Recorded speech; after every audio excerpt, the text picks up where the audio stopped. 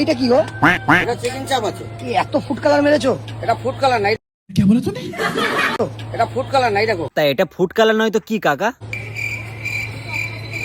এটা কি আছে? তেল। যেটা মশলাটা কাশ্মীরি লঙ্কা দিয়ে কষানো হয়, আচ্ছা, তখন একটু কালারটা আসে। কি বলছো? সে তো কাকা বুঝতে পারলাম, কিন্তু তোমার এই চিকেন চাপ খেলে পরের দিন পেচ্ছাপের জায়গা থেকে আলতা বার হবে। বুঝলো? এদিকে তাকাও, এতে কোনো অন্য কিছু নেই। বলছি কাকা, আর একটা কথা বলতে ভুলে গেছি, তোমার এই চিকেন চাপটা খেলে পায়খানার চাপটা নিশ্চিন্তে বাড়বে।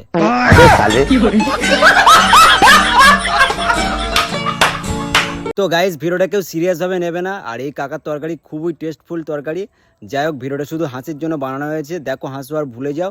আর যারা যারা এখনো ফলো করোনি তাদের ফলো করো। এইটা কি গো? এটা চিকেন চাপ আছে। কি এত ফুড কালার মেরেছো? এটা ফুড কালার নাই। কে বলে তুমি? এটা ফুড কালার নাই, দেখো। তা এটা ফুড কালার নয় তো কি কাকা? এটা কি আছে? তেল। যেটা মশলাটা কাশ্মীরি লঙ্কা দিয়ে কষানো হয়, আচ্ছা, তখন একটু কালারটা আসে। কি বলছো? সে তো কাকা বুঝতে পারলাম, কিন্তু তোমার এই চিকেন চাপ খেলে পরের দিন পেচ্ছাপের জায়গা থেকে আলতা বার হবে।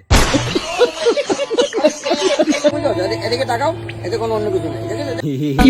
বলছি কাকা, আর একটা কথা বলতে ভুলে গেছি, তোমার এই চিকেন চাপটা খেলে পায়খানার চাপটা নিশ্চিন্তে বাড়বে।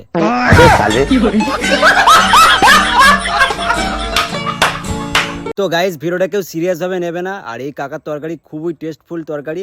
যাই হোক, ভিডিওটা শুধু হাসির জন্য বানানো হয়েছে। দেখো, হাসো আর ভুলে যাও। আর যারা যারা এখনো ফলো করোনি তাদের ফলো করো।